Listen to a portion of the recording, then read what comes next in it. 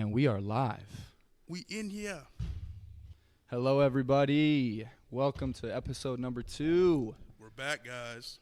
Man, already episode number 2. Are you Seems ready? like just a week ago we decided to do this in the first place. Well, I'm pretty sure it was. So, Which we did. Makes sense. Cool. Welcome back, everybody. Hopefully, this is the second episode you've listened to. If you haven't listened to the first one, go back and listen to the first one. We're excited to have you guys. We had a blast on that first episode, so I think this is going to go well. Got some good feedback. Everybody thought Corn was a little bit too quiet. So. Yeah, sorry about that, guys, but I'm learning my lesson. I'm going to talk up a little bit. We've got the mic nice and close this time. If you hear me breathing, I'm sorry. I'll try to not breathe so heavy. It's just that big man breathing. It's not even your fault. It's just not genetics. Not for long. Not for long. Get skinny out here. Actually, okay. That's a good point. So, here we go. So what is the next? Because you always see these offensive linemen fight to stay heavy, right? Mm-hmm. Like it's like their entire life is being heavy. I mean, being big. we'll start. Did you count calories when you were trying to stay big? Not at all. You just ate. If it moved at 8, you were gonna eat it. Okay. Everything. You never everything. counted calories. Nope. If you had to guess.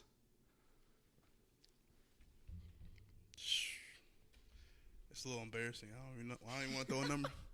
What's the basic suggested? I'm pretty intake? sure like the 2,000? average American is supposed to be between like 2,000 and 2,500. Okay, I'm gonna say about 2,600. No way. A little on the high end. Oh but, my God. Nothing too crazy. Okay, so somehow this man stayed at 315 to 320, eating 2,600 calories a day. While exercising probably, 3 to 4 hours a day total? Yeah, a lot of training, a lot of working out. A lot of training. A lot. So I'm sure that's the way that worked. Cool. So I know I said in that first episode that we planned on moving forward having a guest just about in every episode, and that's still the plan. But it turned out that this episode we don't. So it's just the two of us back at it again. So woohoo. Yeah, woohoo, you got us again. But that first episode, you guys got to hear a lot of good stuff about Corn's story, where he came from. We didn't go too much into childhood stuff, but you have any crazy childhood traumas we should cover today, Corn? Nothing comes to mind. Nothing too crazy? Okay. Just a little fat kid running around the block. Want to play basketball, eat some food. Was basketball sport number 1? Oh, yeah, I love basketball. Yeah. Every time I go into the gym, people are like, shooter. Yeah, I'm back. I was probably the biggest dude out there that can shoot. Can you dunk? You can dunk still, right? I mean, let me lose a little more weight first, but I'll be out there dunking again. You can do it? Oh, yeah. Cool. No question about it. Wow, It's confident. Well, not only is that confident, but that's pretty physically impressive. I mean, who's like are there any real big like 300-pound plus guys that aren't over 7 foot in the NBA dunking? Big Baby Davis, Glenn Davis. Okay, he was dunking though. Every once in a while. Okay, fair enough. He'll switch it up on you. Okay, I know 0% about basketball, guys, so chances are we won't have too many basketball episodes on this show.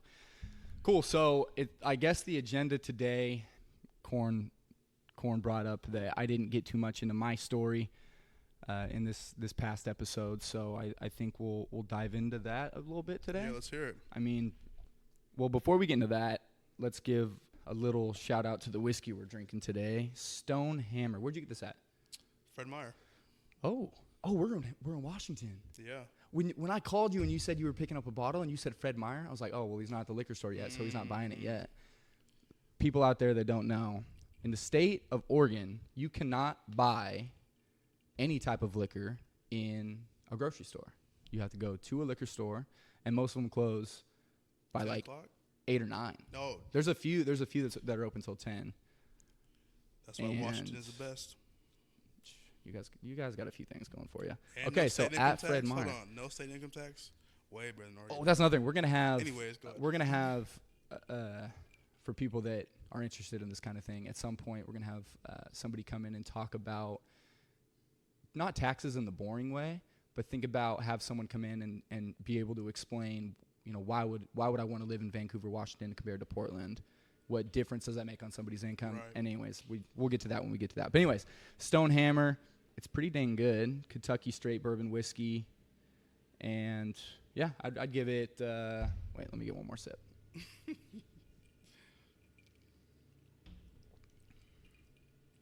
it like an 8.2. 8-2. 8-2. Yeah. Where does the .2 come in? But I mean, Aftertaste. I don't give rookie scores, man. I don't give rookie scores. But at the same time, I was telling this to Corn earlier. I haven't met a bourbon that I really didn't like. So, the lowest I probably ever gone is like a 7 or something like that. But it's all good. Yeah, man. We'll give me something to go off of, or I guess a question that we could get these people going and go from there. So to start, what's your life been like? Good, man. 10 out of 10. 10 out of 10, huh? No, not 10 out of 10, but good, man. Okay, let's throw it back. I'm having a good time. From California, right? Yep. From California, small town. What's it called? Tehachapi? Yeah. Tehachapi? Hey, look at you. That was right? Yeah, first time. That was right. Most people don't get it right the first time. I knew Bobby was coming on. I was like, let me find out where he's from, how to pronounce it real quick. Looking up YouTube videos on right, pronunciation. Right. Yeah. Spelling over here. Is that like Indian tribe? Yeah, it's Indian. I'm not going to offend anybody and try to remember what type of Indian, but I know it's Native American, and it means land of 4 seasons. Okay, nice. So, and we so get. what's yeah, like we the get closest town to Tehachapi? The closest you're gonna get, geez, man, probably 40 minutes away, and it's Bakersfield, which I don't claim Bakersfield necessarily. So when people ask, they ask where I'm from, and I say Tehachapi, and their first question is what? Yeah, exactly. It's where, and I go straight to. So you know where LA is? Yeah. And they say, yes. Yes. For sure, everybody does. And they say, yeah, I know where LA is. I'm like, it's only like 2 hours away from that. Oh that. my gosh. That is an unrealistic starting point. Yeah. But, yeah, man, small town. It's got probably, last time I checked, it was like 13,000, 14,000 people. Okay. One high school. So it's decent. One junior high. Decent size, small but decent. Big enough, man. To be honest, you're not going to go, I'll put it this way, you're not going to go to the grocery store without seeing 1 to 2 people or somebody's mom. Gotcha. You're gonna mom, huh? yeah you're gonna run into somebody. So it was fun though, man. It's a safe town. It was a really cool place to grow up. The people are pretty passionate about like high school sports, and the booster program is pretty solid. So yeah, I love the place. Yeah, I had a good time. So growing up in Tehachapi, California, brings you to Portland, Oregon. Yeah, that's a story in itself. So, I guess going back, we ran in high school. We ran what's called, for the people out there, I know Corn knows what it is, but we ran the wing T offense, which means if you played quarterback, which I did, you're not really a true quarterback. You just kind of you're not your prototypical pro style type quarterback that you see. We ran the wing T, which meant I was typically going to throw the ball twice a year. If we were down, and our program's pretty solid, so typically we weren't down. Okay.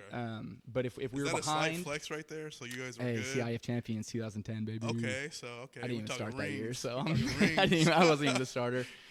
But yeah, man, I didn't throw the ball much, so I could usually expect to throw it 4 to 6 times. If it was going to be a tough game, I might hit double-digit attempts. Gotcha. Yeah. So my older brother ended up long snapping at University of Oregon. Right. So I was lucky enough to, even though our town didn't put out a ton of, Division I guys, I was lucky enough to see his recruiting experience firsthand, which I fell in love with. I was like, you know what? You want this? This is what I want. These are the next steps in my life. Yep. I knew that. Everybody always asked me, like, all right, well, why don't you long snap? And I don't know, I never caught on. But anyways, I knew I wanted to play Division I football. I knew the odds were a little bit stacked against me with having, like I said, maybe 4 or 5 attempts per game. Right. So out of those attempts, I tried to make the most of it. I put together a highlight film, and most guys, their highlight film is what, 2 or 3 minutes, right? Yep. 2-3 minutes of their best plays. Well, I put together all my plays. Oh, God. Every time I threw the ball, I put it together, and it came to like 2 minutes and 15 seconds. With all your passes in the year? Every completion. Oh, every completion. Right. Well, disclaimer. I would have the highlight if the receiver dropped it. I would have the film go until it hit his hands, and then I'd cut to the next clip. So I had even some incompletions I had to throw in there. Okay. Yeah. And So you're trying to work the system a little bit. I had to, man. Show your good stuff. Whatever it took. And this was actually this is pre-Huddle. So this is probably like 2 seasons before Huddle really took off. So I created a YouTube channel. I put my highlights on there, and shoot, man, my high school wasn't big on pushing for guys to go play college football. Right. Our head coach, shout out to Steve Denman, probably one of the best people in the world. Coached there for 30 plus years, 300 wins. I think he's like number 2 in California of all time wins. He actually just retired a couple years ago. But anyways, awesome guy, but his specialty wasn't, go get guys recruited by any means. So I knew that was kind of on me. And I'm not kidding, man. Every night for probably a year, I sent that highlight tape link to my goal was 3 colleges a night, because I figured if I'm sending it to D3, D2, and D1, somebody's got to email me back, right? And the ultimate goal is to go Division I, but I just wanted to play college football at that point. Once I realized I wasn't a heavily recruited guy, I realized I just want to play football.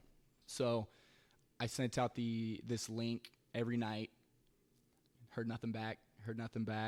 All my junior year, crickets. Are you doubting yourself at this point, wondering what's next? Are you going to make this dream come true of you playing college football, the big lights, big crowds? I was convinced at that point. I think I convinced myself that I can play football somewhere. If I had to take the junior college route, which was the typical route in Southern California, if you don't get an offer, you go JC. Route. Yeah. So what led you to Portland State to become? So, dude, I sent out that link, like I said, for over a year. I probably sent it to every and I liked Portland State at the time because I had seen my older brother played them his freshman year. It might have been your. No, I got there. Yeah, it was right before you got. So it's not your fault. I would right? have transferred if we got beat that bad. Yeah, I think the final of that was like 72-0. But I had never heard of Portland State before that. But then I thought, shoot, I might not be at this time. I'm really feeling myself. I'm like, I might not be good enough to go to Oregon, but I might be able to be good enough to go to a school that plays against Oregon. Right. So that's when I really started learning about the FCS. Looks. Yep, how FCS is still Division I, and they could give full ride scholarships. Because ultimately that was the goal: get my school paid for. And so I'm sending this link out, and finally, 2 days after National Signing Day of my senior year. So at this point, I'm going junior college. So at this point, no offers? No offers. I probably got 2 or 3 Division III emails back. Other than that, nothing. So Portland State offers you? Walk on? No. What's kind of the next You remember steps? Coach Shep? Coach Shep. Yeah, so I get an email from Coach Shep. And I had gone to their summer camp. My mom and I flew up to go to the camp so they could see me in person because, again, nothing's popping off on film, So I fly up for the camp. I thought I did pretty well. Again, they didn't get back to me that would have been 9 months later. Coach Shep emails me and says, hey, we ended up offering another guy. Shout out Josh Kraft. We ended up offering another guy, and not only did we offer him, but we had 2 true freshmen last year. One ended up playing and doing really well. One ended up running the scout team and winning Scout Team Player of the Year. So it's not looking good. He said, but your head coach had some nice things to say about you, and if nothing else pops up, let me know. We might have a walk-on spot for you. And Are you excited at this point? Are you ready to go? Beyond excited. Okay. Beyond excited because So because in my mind I just had a Division I coach tell me that I was good enough to be a part of their team. I didn't care if they were paying me or not. Didn't care. At this point I still hadn't heard from our quarterback coach at the time, Coach Barnum, but I knew that a coach had told me that I could be on the team at some point. So I thanked him. I got off the phone. I went and told my mom. I started thinking, and I'm like, you know what? I loved Portland when I went. My brother's only a couple hours away. It's a great opportunity for you. Great opportunity. You know what? I'm calling him back. I was probably off the phone. Yeah, I was probably off the phone with him for about 5 minutes. Called him right back. Let's do it. He answered it, and I was like, Coach Shep, I'm in. Tell me what to do, and I'm there. So So for your typical athlete, you're finishing up high school. Mm-hmm. You're feeling good by yourself. You have a look. Yeah. You're just full blown excited. Yeah. About playing college football. That's every high school kid's dream. Every kid's dream growing up. Yeah. So where does this journey take you next? Like, what is your? So you're excited, obviously. Yeah, I'm pumped, and I think, if there are any high school kids listening in right now, or you have a little brother or something like that that's maybe going through this and not really knowing what's coming next, chase it, dude, chase it, because you really don't know. As you'll hear later in the story, you don't know where it could end up. So at this point, I'm pumped. I'm telling everybody I'm going to Portland State. I have a spot on this team. I'm feeling beyond, like big man on beyond campus. Excited about it. Yep, exactly. Where the girls at? The Jersey Chasers. Is it like the movies, all the big parties? Yeah, that was another thing.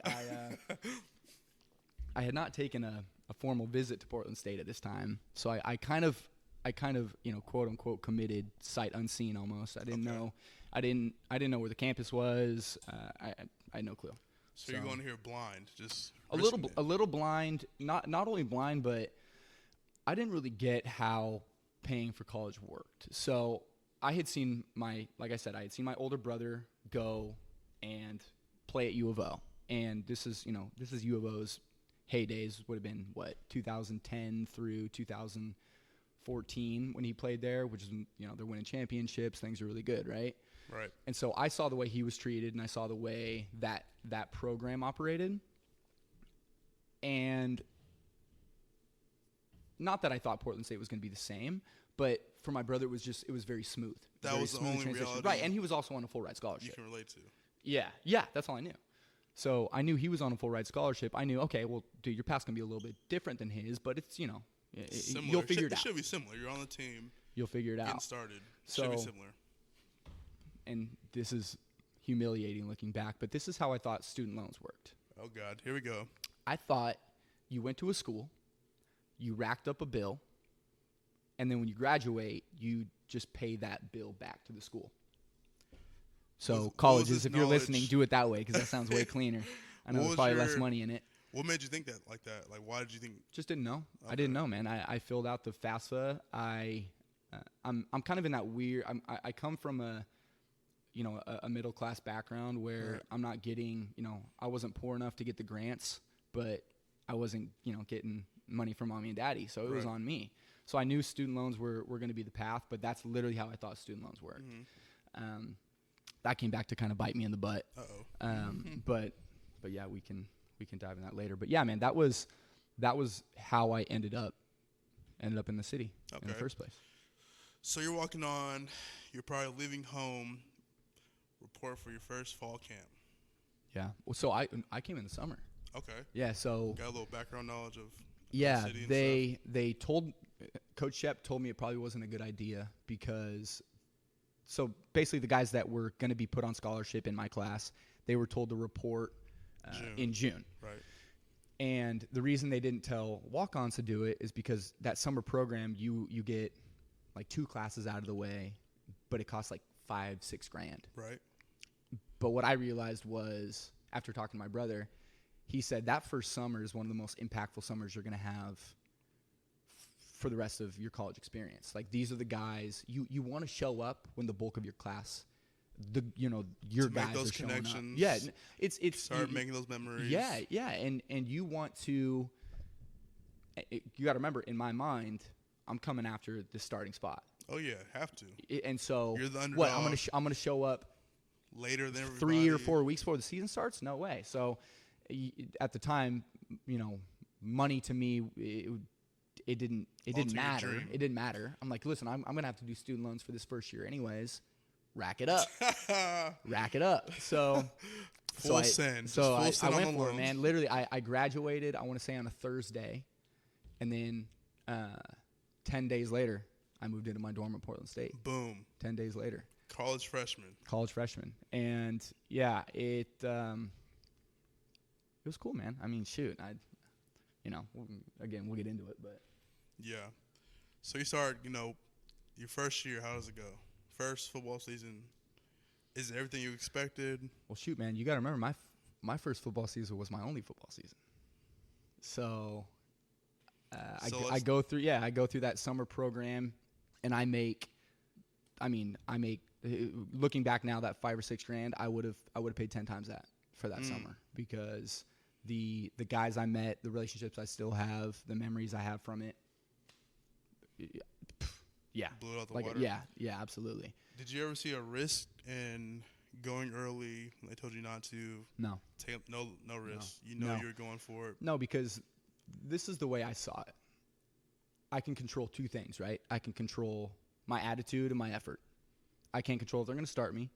I can't control, if I get there and everybody is literally 10 times better than me. That's out of my control. I can control when I show up, when I leave, and how I act while I'm there.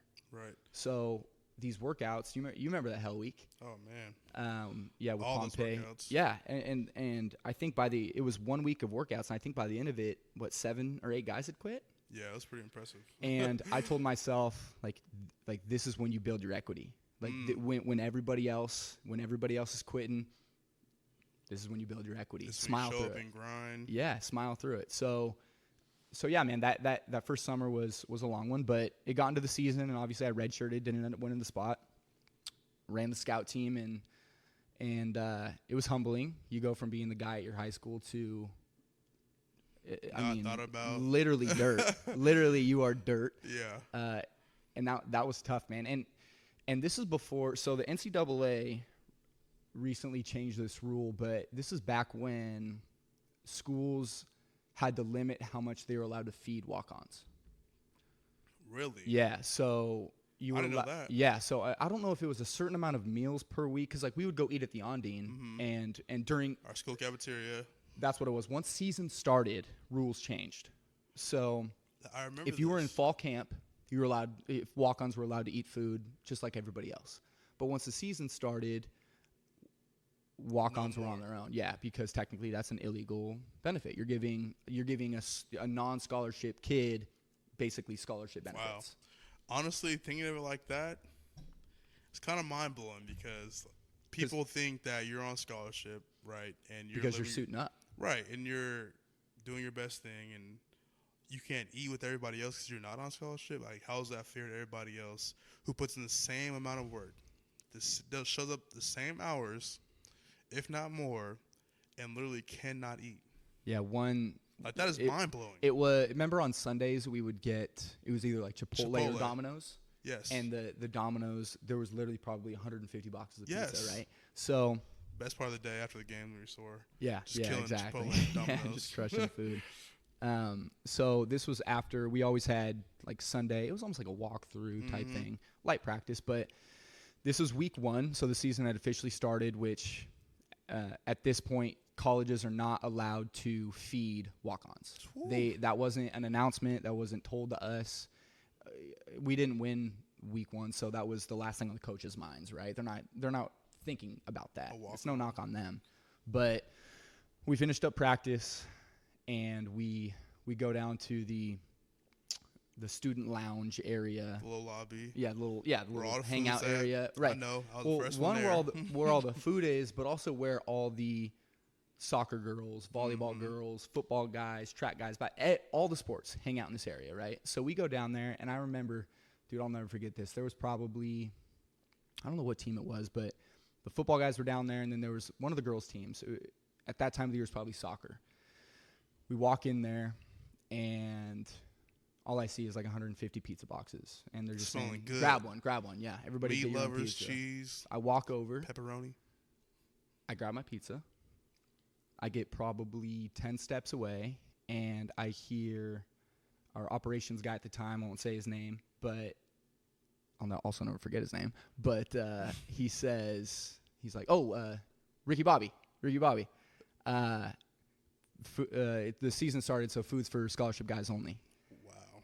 And, dude, the embarrassment of, like, looking around, and it got dead quiet in there. Because I didn't see any other walk-on guys walk up there and grab food. I didn't know. You were just casually I've been eating all summer, right? Like, I've been getting fed all summer.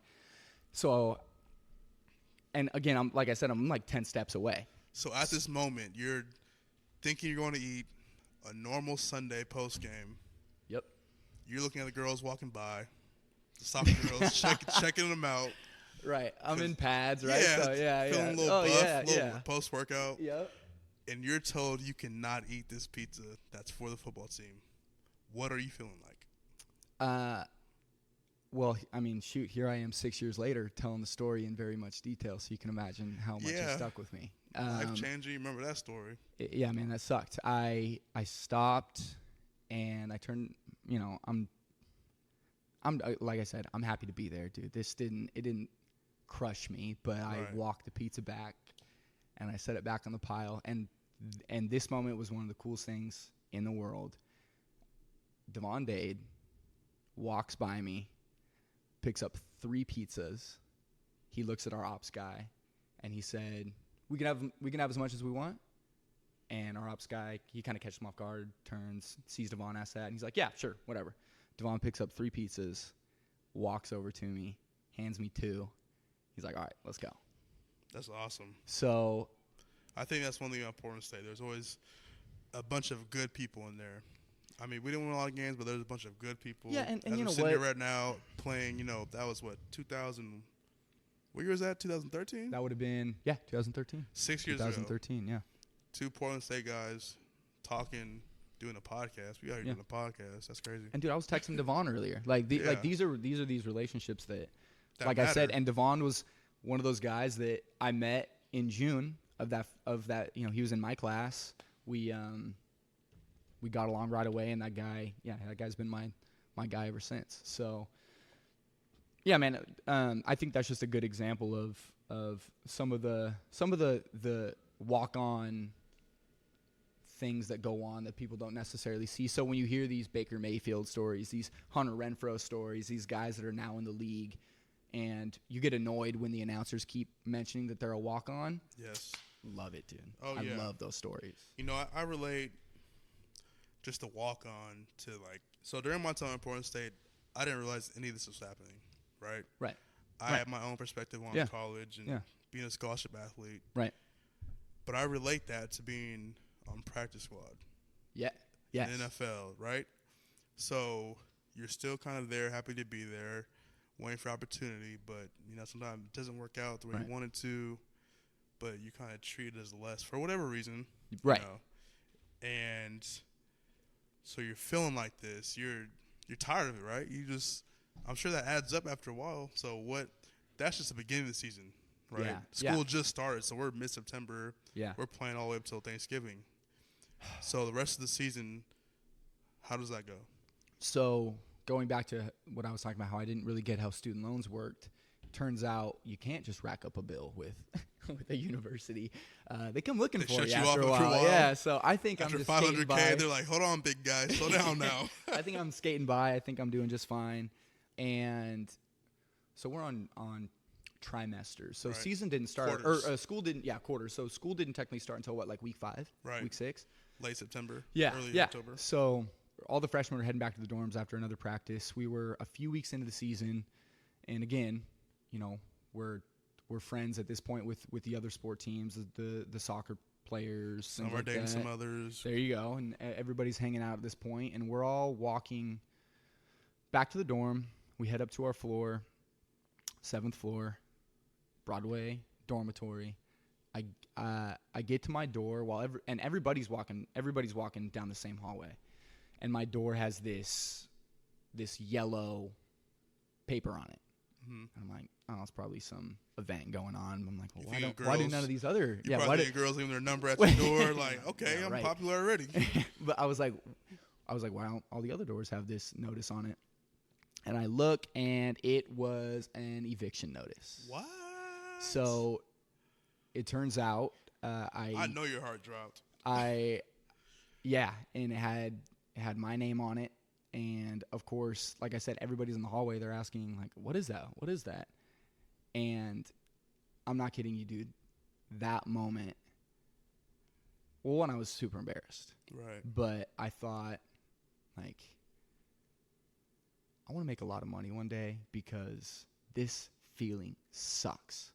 This is embarrassing. And basically what ended up happening was there was no communication between me and the housing people. I didn't know that I owed XYZ. So they basically told me I had to get out. And my roommate at the time, Bo said, he's like, dude, whatever. They're gonna tell you to leave, but just stay. Right. He's like, I'm not kicking you out. Right. So until they literally come looking for you, you'll probably just use stay. one key. Yeah. And this whole time, so dude, my mom, I'm sorry, I know my mom's listening to this episode. My mom did not know this was going on, and I didn't want to tell her. Yeah. I didn't want to tell her because protecting her feelings. How she's I was gonna say, she's 1,000 miles away. Right. And we've already made it very clear that like come fight somebody. Right. I made the decision to go to the school. I made the decision to walk onto this team, and this is on me. Yeah. So yeah, Mom, practice was great. You know, I'm sleeping on the street, great. But I'm killing it. I'm learning this offense so fast. Meanwhile, I'm getting evicted. But Bo basically said, "Yeah, man, just stay here until they kick you out." Probably 3 days later, Bo gets an email from PSU Housing saying, "We found you your new roommate." So we're like, okay, now it's getting real.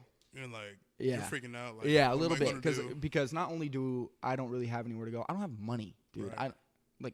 I still hadn't figured out this loan thing yet. And just like, if you guys are wondering, it takes longer than a week to process a loan. For that money to pop into your account. Yeah, exactly. So I'm trying to figure this out. You know, I had like $300 left from my graduation gifts because I threw this like big graduation party for all my family. Smart. So I had a little bit of cash left from that. And it turns out that this new roommate was new football player Mitch Thompson. Okay. And once we found that out, we were pretty excited because that meant we just had to tell Mitch, "Hey man, there's gonna be 3 of us." So you guys legit stayed 3 people in one room. 325 square feet. Oh my gosh! For anybody who wants to know, Portland State's. We had pretty nice dorm rooms, right? They were nice. They were just kind of small. Yeah. Shower. Yeah, we had our own bathroom. Stove. We had our own little. I would never call it an apartment because it was just one room. In that one room, there was a glorified hotel room. Yeah. That's with the stove. That's a good way to put it. So you guys had 3 football players in one room. Yeah. That's impressive. For 9 months. 9 months. For 9 months, and I'm sure y'all became best friends. and you know what? Most people are like, I bet you guys were ready to kill each other. Dude, those 2 are still to this day. I talk to those guys weekly. Like, that's awesome. Yeah, I love them. And I'm obviously eternally grateful for them. And it's a perfect combo, right? So you could have some random person move in who was like, "Nah, get out of here." Right. We all got what was going on. Right. And they were both walk-ons at the time, too. So bond right there. Yep. And you guys understood each other to a whole new level. Yeah, and we decided the best way to save space, triple bunk. Triple bunk, yeah. So because you know how you could stack the dorm beds? They had like those little pegs you could stack the 2. Well, what people didn't realize was if you lifted that bottom bed high enough, you had room for somebody to sleep on the floor. So not only that, but we had to drape because if we had a random RA check, I wasn't allowed to be there. So we had to drape a blanket covering the bottom of that first bunk, and then Bo slept in the middle, Mitch slept on top. So that's so creative.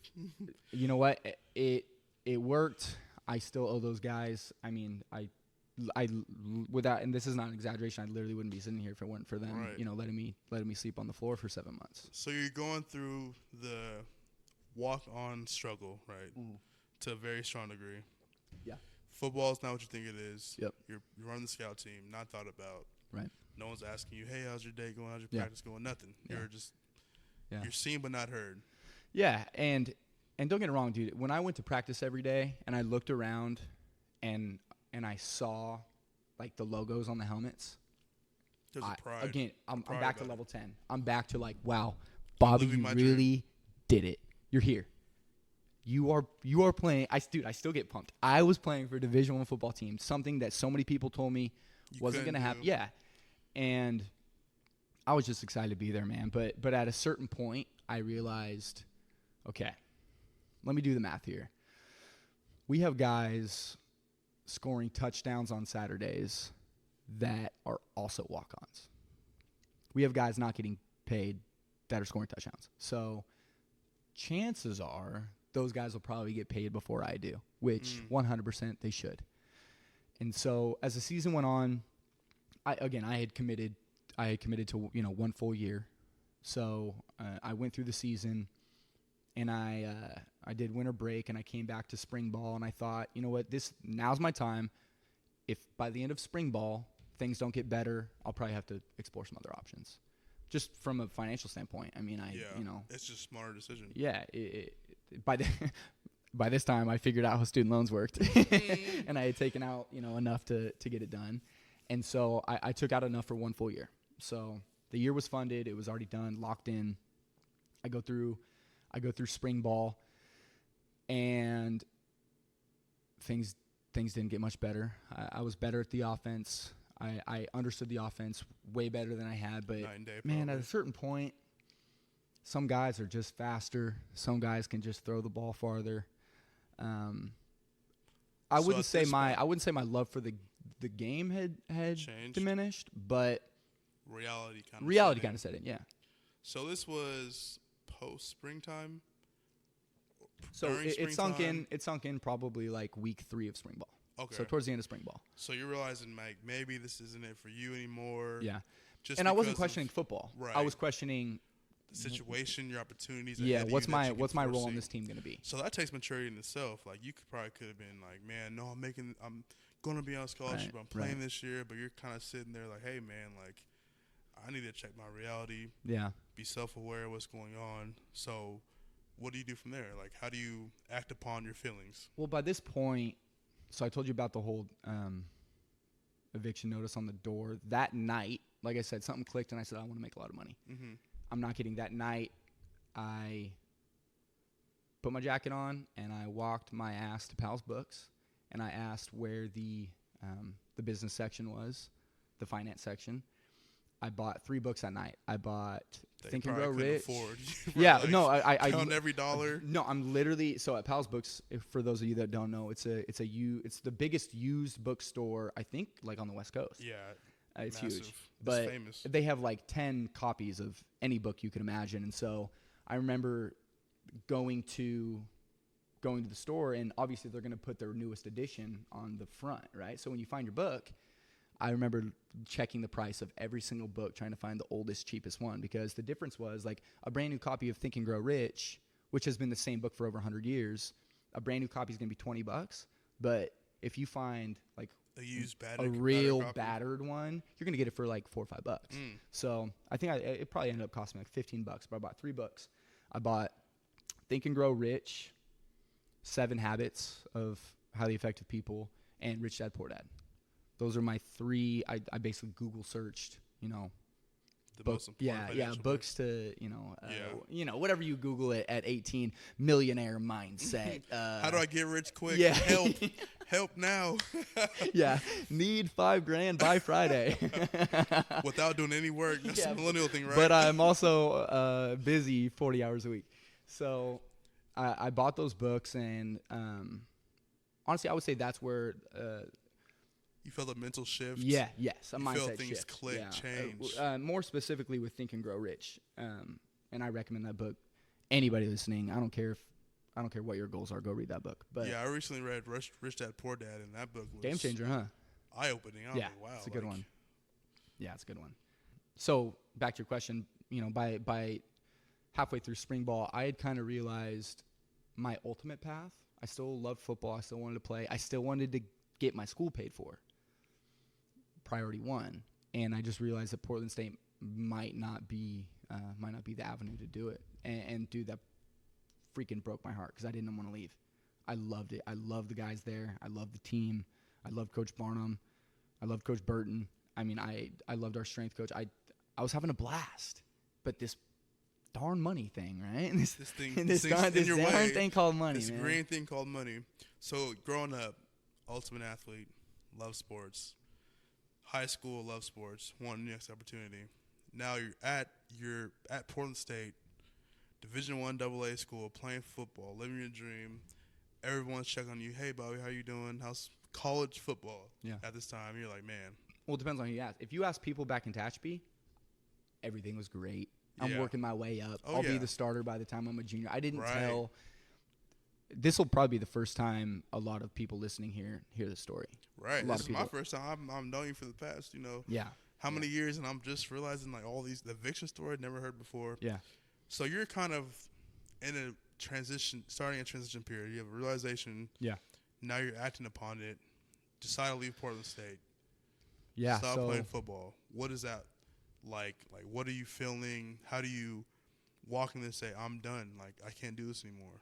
yeah. I didn't want to.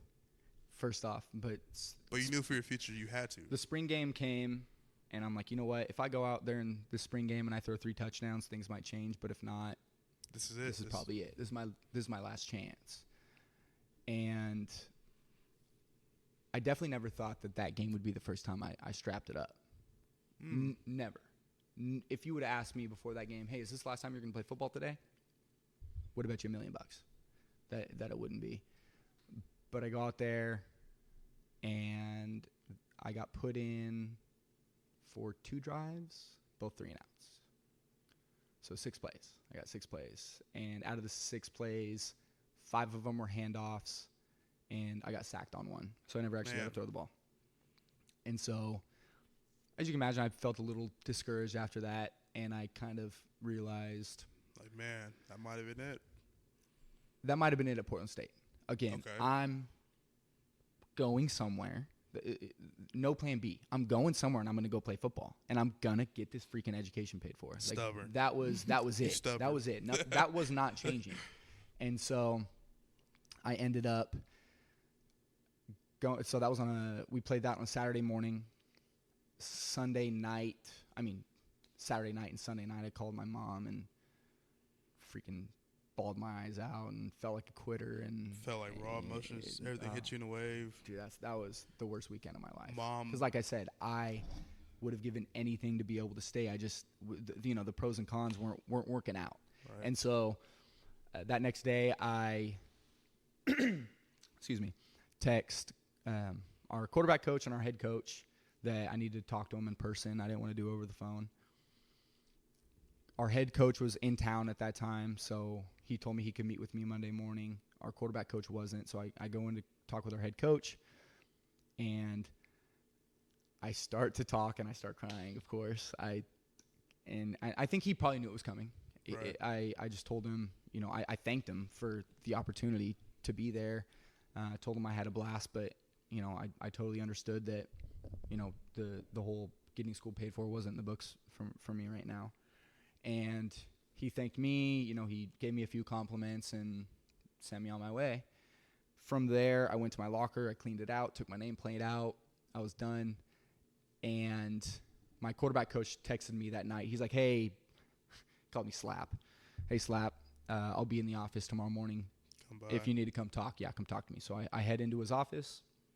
I sit down. I have, my script ready. This time I don't start crying because, Barnum doesn't. You don't want to cry to Barnum. But anyways, I just explain it to him. Again, thank him for the opportunity. And he looks at me and he says, okay, is that it? And I'm a little offended. Yeah, that's it. And you remember his old office where the door was to his right and his desk? He leans forward and he knocks on the door. Door swings open. Head coach walks in. And a head coach says to quarterback coach, is he done? Did he tell you everything? Quarterback coach says yes. And I'm thinking, this is kind of weird. What? Yeah, what? What's going on right now? And head coach says, before you leave, we have a proposition for you. And I'm like, what's going on in your mind? You think a scholarship? No. Are you thinking? No, because to be honest, when they said I have a proposition for you, I had an internal panic because I went back to thinking there's guys on this team scoring touchdowns. Right. I haven't seen the field. If you seen, pay me right now, I am hated. I Yeah. walk onto that field not, with not many fans. You're the villain. I'm the villain, right. And so I say, okay. And he basically says, you've had a good attitude ever since you've got here. You've learned the offense. It's pretty clear that you're not going to be our guy. Said it straight. You're not going to play quarterback here.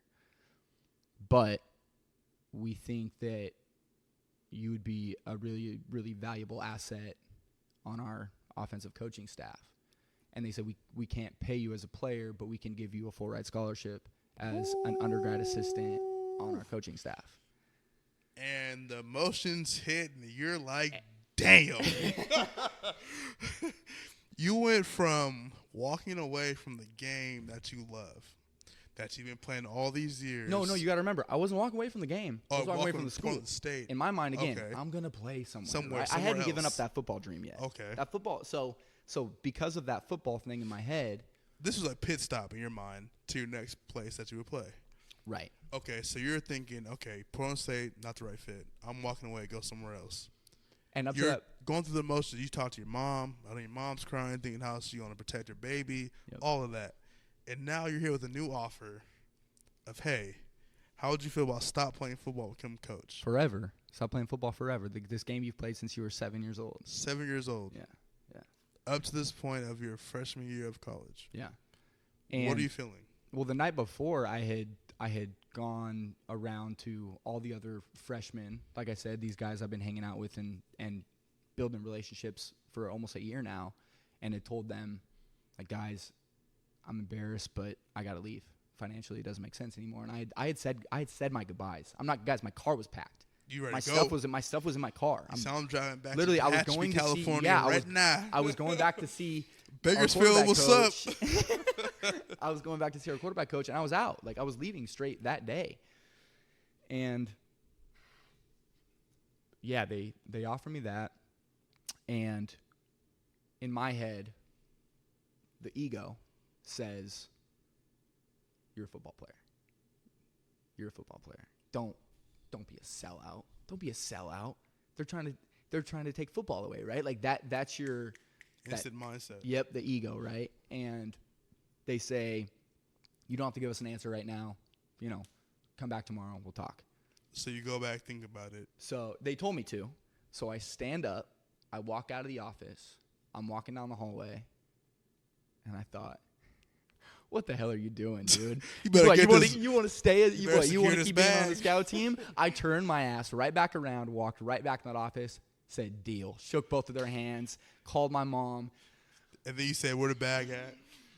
Where's my money? And Bye student loans. Where's that cafeteria meal at? Where them Domino's pizzas you owe me? And where's my Domino's pizza at? Yeah, man. I need all that. I went back in and thanked him and hugged him and called my mom and bawled my eyes out. And because we get that little week break when go home. Yeah, and so I called my mom. I told her exactly what had happened. She was pumped because I didn't have to play football anymore, right? Because this is right when this whole brain thing's coming out, the CTE, and she knows I'm on scout team where the rules aren't necessarily super strict about hitting quarterbacks. Right, your fair game. And she just thought, wow, he did it without having to play football. But that's not. I'm pretty sure that's not what she told her friends. What did she tell her friends? Because the truth is coming out, Ma. Well, so I come home the next week, and my mom throws this big barbecue to celebrate me getting the scholarship, which is great. Which, dude, was awesome. But I don't think the message was passed along that I was going to be a coach, not a player, because people are asking me oh, things are looking good, man. So what, you think you're going to be starting this next year? And oh man. And so that was a lot of. So do you go with it or you tell them? At first, no. I just said, I was like, well, actually they're paying to be on the staff. And eventually, dude, it got to the point where I'm like, I don't know. We'll see how the year goes. I just leave it up. It wasn't even worth the time, but. Yeah, man, that's what kept me in Portland, and here I am. Like I said, 5-6 years later. So here you are, transition from college football player, college coach. Yeah. Where you're done playing sports, a game that you love so much. Yeah. And how do you transition to life from post football, playing and coaching? How do you find your passion to where you are now? Yeah, I mean. At that point, like I said, I had come to the realization that I wanted to own a business. That was my thing. I wanted to own a business. I knew that. And I told the coaches as kind of part of the deal, I told them, listen, you know, as long as this is going on, I'm in, but, you know, ultimately I don't want to be a coach. And they understood that, and they were fine with that. And so I started to try to figure out what I wanted to do, you know, in what I thought would be spare time. Turns out I had less time as a coach than I did as a player. But my first thing was real estate. I thought, I'm going to go make $1 trillion doing real estate investment with $0. So didn't you have? Well, that's what you see, right? When you're 19 years old, you see these things. It's like make make where they're at. Leverage other people's money to make money in real estate, and I know people do it. And I went all out, dude. I created an LLC. I created a real estate company. Didn't you own a property? Yeah. So I mean, that was a nightmare. We won't go too far into that, but my dad, who lives in Arkansas, had a neighbor that was selling. It was basically a shack for $5,000, and at this point, I had been working security. Then I worked at a bank, and I had saved everything and thought, I'm ready to invest in some real estate. Right. And let's get this money. Yeah, and I do it. And I flew out to Arkansas. I saw the place, and it was a wreck. But I don't know anything, man. In my eyes, I own property. Young and dumb. Yeah, trying to get some money. We give the guy the money. Turns out the roof, the entire roof was gonna have to be redone. It was a nightmare. And luckily, and this is how business apparently goes down the South. This guy, he didn't know the original owner of the house didn't know that the roof was messed basically up. collapsing. Right. And within 2 months, he apologized and gave us all our money back. Really? Yeah. He That's rare. Yeah. I caught a break, man. I caught a break. So yeah, I got that back. But I quickly realized that I'm not super handy. If you were to tell me there's a hole in the wall, I could YouTube how to fix it, but to be honest, man, it's not my, I don't crave, that type of that business. And luckily I learned that early, right? I fell into that trap early and kind of got out. And, what are we at? Damn, we're already at 54 minutes. Okay, I'll keep this part short. I ended up running into a Portland State alumni at the barbershop.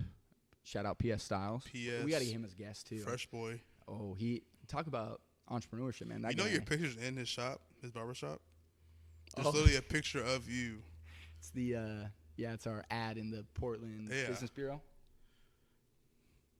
In the black barbershop. I owe that guy everything, man, because it is a predominantly African American occupied barbershop. But yeah, I ended up meeting who's now my business partner in that barbershop one day, and we struck up a conversation, and he ended up bringing me into the business I'm in now, financial planning. And at the time, like I said, I knew I wanted to work for myself. I knew I had what it takes. I just didn't know what kind of business I wanted to go into at that time. And I kind of, by, I don't know if you want to call it fate, dumb luck, whatever it may be, I ended up meeting this guy in a freaking barbershop, man. Yeah. And here I am. I'm almost, if you count my internship program, I'm almost 5 years into my business, and doing pretty well, and it's been a freaking fun journey, man. That's awesome. Yeah. So everything you've been through, from giving up football to start coaching into the financial world, what would you say is your biggest obstacle coming this far, and how'd you overcome it? And what advice would you give to people who are struggling with where they're at in their current career and how to move forward? Good question, man. I think, my biggest obstacle had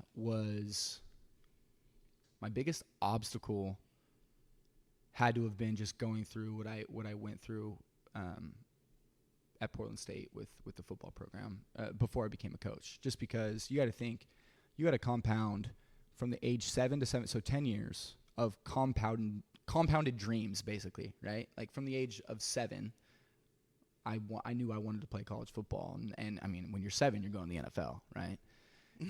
I mean, All I was going pro. to the NFL until Pro for a Bowl. long time. So take 10 years of compounded hopes and dreams, and then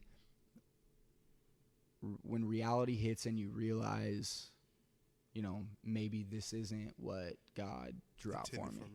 Yeah. Ooh, powerful. That was tough because I felt like a quitter.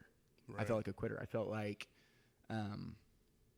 because I put in the work, man. I put in the work. I did everything I felt like I should have done. I mean, I said no to a lot of things in high school. My buddies love snowboarding. I wouldn't go snowboarding all of high school just because I was so afraid of hitting something, breaking my arm, and then I can't go to a camp to try to, not worth it. Not worth it for a day of fun to me. So I said no to a lot of things in high school in order to accomplish that. So, yeah, the biggest obstacle was giving up my original dream. But I think nowadays people lack a certain amount of self-awareness. Like, you have to, if you're not cut out to own a business, you need to realize it quick, because it sounds sexy. It sounds good when it's the cool thing right now. Entrepreneur, Right. like these guys, like certain guys out there have made it Make it look Gary easy. V has changed. Shout out Gary V, Vayner Sports. There you go. Yeah. My agent's right there. Yeah. Shameless plug. But how would you say, feeling those things, you're like, man, I'm a quitter. Yeah. Yeah. Like, how did you overcome that? Like, how would you tell people to, like, I had to change it is the way I saw okay. myself. It's okay not to be a college football player. Yeah. It's okay not to own a business. It's okay not to make it in a certain field because you feel like it's a cool thing to do. Yeah. How do you switch gears, keep yourself going? Like, what is your why at that point? Well, people need to understand that business ownership is just the fad right now. I mean, go 20 years back, and the job with all the benefits was the fad, right? Like, things change. And so don't think that just because someone's going out there and doing XYZ that you should do that.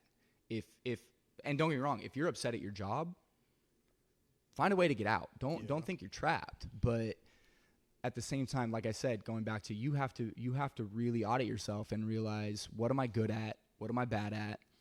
How much? And this is honestly, I think, the biggest one. How much risk am I willing to take on? Because there was a point early on when I was starting my business that I realized, okay, the bank account's not looking too hot right now, and I got bills, right? I got rent, car payment, XYZ. Rolex watch on his wrist. He's not gonna throw that in there, but I'm gonna embarrass him. Anyways, but there was these moments where I really had to sit down and think, okay, what's my worst case scenario? What's my worst case scenario? Well, the only person that could fire me is my clients, and I'm working my ass off for my clients, so they're not gonna fire me. Cool. Okay, well, that means my business won't fail. So if I sell my business, what am I going to have to sacrifice? I might have to sell the watch. I might have to get rid of the car.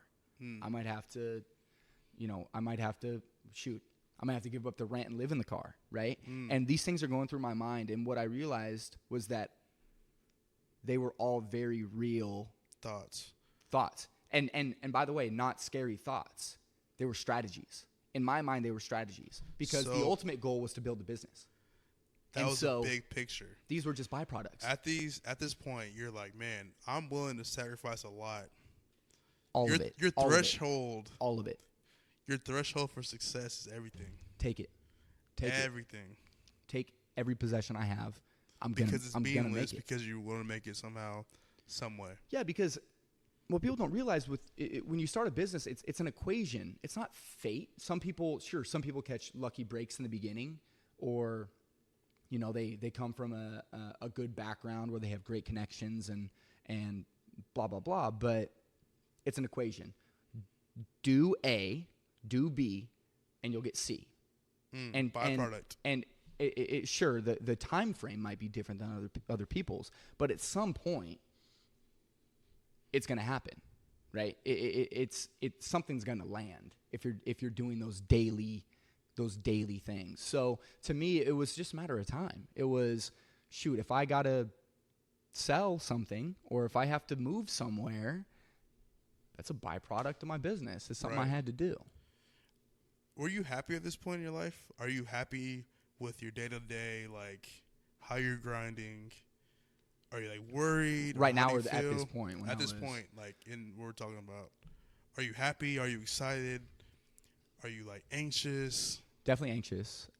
And I was happy. Probably a good happy anxiousness, right? Yeah, because I had a ton of faith. I had a ton of faith. And dude, sometimes the only person you can talk to is the man upstairs. Absolutely. And honestly, people out there that are thinking about or already have started businesses, I do recommend that you have somebody that's in the same line of work as you, that's more successful than you, that you can call when you're ready to, throw it all away, that can kind of, coach you through it and say, hey, I was there. You can do it. Do X, Y, Z. For me, that guy was Jason Daly. Shout out Jason Daly. But I mean, that guy, has gone to bat for me so many times. When I think everything's collapsing, I can give the guy a call and everything's turns out to be all right. Right. So huge resource, but dude, you gotta believe in yourself. I mean, you can't start. You have to build those calluses of, I don't know what tomorrow's gonna bring. Right. Yeah. Faith, determination. So what it sounds like, the past 10 minutes of just hearing you talk about this, you need faith in the process. The process is going to give you the byproduct of the success. If you can endure the process of the ups and downs, the pains, like, oh man, like, it's not looking too good, honestly, but like having faith in what you're doing and going full head of steam, you'll get there somehow, some way. And if you don't, if you start to realize along that process that you're not going to own that business, maybe you switch it up, do something else. So what comes to mind is goals don't change. Keep your pathways flexible. So if my ultimate goal is to do X, Y, Z, the way to get there, I'll figure it out. Right. Don't change your goal. Right. Change how you get there. Yeah. Don't think that ultimately it's not going to happen because things are tough right now. Maybe you need a new method, right? Be flexible with your methods, but don't change what you ultimately want. Right. So I'm just thinking about, my past 3 weeks, right? Thinking I'm going to be on an NFL roster right now, getting prepared for week 3 of the season, and here I am at home. Yeah. And I am very happy, right? I am very excited about where life is going because I trust in my process. I trust in all my creative thoughts that I'm thinking about of how I want to move without football, right? Yeah. So, like we've talked about, they call tomorrow. Right. Hey, man, we want you on the team, blah, blah, blah. But that may not be realistic anymore. So how do I figure out what's my passion? How do I move? What's my process going to look like? Yeah. How do I have a good group of people around me? Because I think a lot of my success in my life has been because of my support group, right, who I choose to keep around me. I think one thing our college coach said to us was, if you want to know your future, show me your friends. Like, your friends will tell you your future. How your circle of people will show you how successful you are, because if you have people around you who are determined, people around you who want the best not only for you but themselves, that's just natural habitat. Yeah. You're going to be bound to have a byproduct of success because of what not only what yourself is doing, what you believe in, but the people around you believe in. And we naturally compare ourselves. I mean, you can say you're not a competitive person, but if your friend is out there doing big things, chances are you're not going to sleep until noon. Right? Like you're going to human nature. And I think a lot of that celebrates your friends, man. Yeah. Yeah. Like there is so much negativity from 21-year-olds to 30-year-olds about what your friends are doing. Yeah. That, oh man, they're doing that? Why are they doing that? Yeah. That they shouldn't be doing that. They should be doing this. Yeah. Man, if they believe in something, they're doing something that they believe in wholeheartedly, you should be right there along with them celebrating, because who are they going to depend on for their, like, there's so much hate in the world, negativity, that you should be at least one positive light in their life. Yeah. Because you guys have had so many life experiences together, so many memories, that maybe your positivity can be the spark for their business. Yep. Can be the spark for their vlog, With or that the spark for they needed. Yeah, but a little kick in their boost between, oh man, should I go to grad school? Should I not? Should I just work a 9 to 5 and get normal benefits, or should I like take the risk and do something? Yeah, like celebrate that. Yeah, well, and going back to what you just said, the people out there that are sitting there thinking, listen, I have what it takes. I'm willing to do the work. Right, I'm quote unquote willing to live in my car, but I don't know what to create. I don't know what my passion is. You know, like you said, maybe somebody out there has played football for the past 20 years of their life, and now all of a sudden, because you can't play football when you're 50 years old, you have to find something else. And to those people, find. I don't care if the individual sells. I'm just looking around the room. Sells light bulbs. Thomas Edison. Ask the guy that sells light bulbs and is successful to go get coffee with you. You're going to sit down, and people like helping people, especially if you're, you know, if you guys are from the age of 18 to honestly 30. Or not even older, even 50. Older. Yeah, it doesn't matter. 60, people like to share, especially if they see themselves as a success. They want to share what they have to offer, and they want to help, right? So if you don't know where to go somewhere. Like, start with the guy that's selling light bulbs and ask him what his morning routine is. Ask him, how did you come up with light bulbs? Because nobody is born loving light bulbs. And start finding successful people that you can just have those touches with, and I guarantee something's going to come from it, right? Like, something is going to sprout from it. But again, you know, those are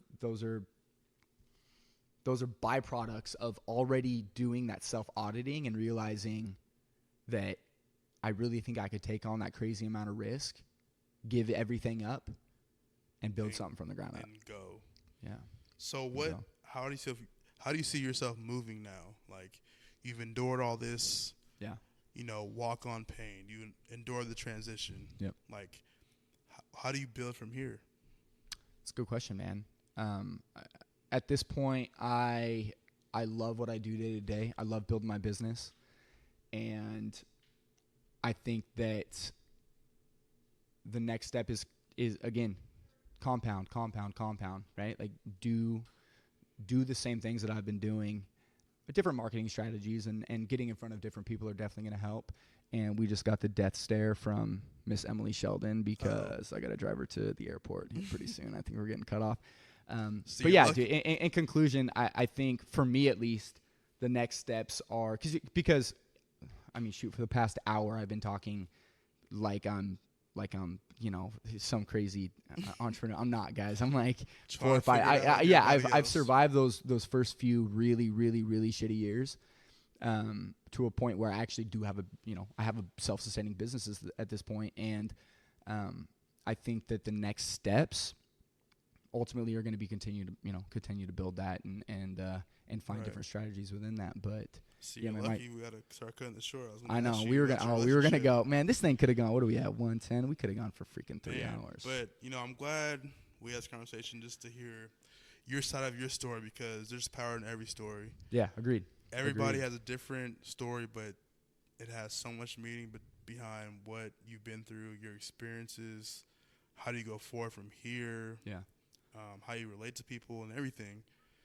So I just encourage everybody to tell their stories. Yeah, and now you bring that up, we should have said this last time, but if there is anybody out there listening that has any type of question, whether it be, I mean, obviously we come from pretty different backgrounds, but ultimately the same of playing football and going through, like I said, the walk-on process, or the practice squad process. Yeah, you're right. The highly touted guy that ended up going to the NFL and being a practice squad guy. If you guys have any questions, please feel free to hit us up on social media. DM us, please. We're very open. Yeah, we're responsive. We're here for you guys. So at BobbyHowell13 is my Instagram.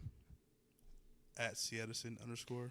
Boom. Hit us up. And that's where we usually are. So, guys, thanks if you're still listening at this point. I mean, hopefully you got something rambling. from this. Yeah, I was short and sweet the first episode, Bobby. Yeah, I know. You guys get me going. I got some stories. But we love you guys. Thank you for listening, and I'll catch you on the next episode. See ya. Peace.